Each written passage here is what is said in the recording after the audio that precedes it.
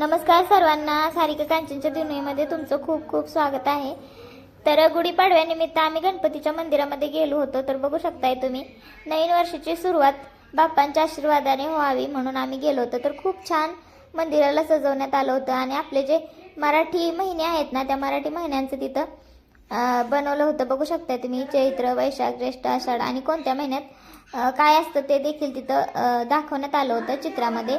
तर खूप छान असं सजावट केली होती फुलांची, तसेच विद्युत रोषणाई पण खूप छान होती। पण आम्ही दिवसा गेलो होतो त्यामुळे लाईट्स काय मी तुम्हाला दाखवू शकत नाही।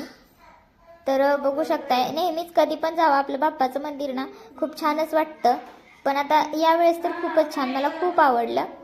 आणि आता गुढीपाडवा मी जे रांगोळीमध्ये लिहिलं होतं तर त्यामध्ये ना माझी मिस्टेक झाली होती। गुढीपाडवा मी तसं लिहायला नाही पाहिजे होतं, पण एवढं काय माझ्या लक्षात आलं नाही। पण नेक्स्ट टाइम मी व्यवस्थित लक्षात ठेवेन। आणि थँक्यू सो मच तुम्ही कमेंट करून माझ्या लक्षात आणून दिल्याबद्दल। बाय बाय, भेटूया नेक्स्ट ब्लॉगमध्ये।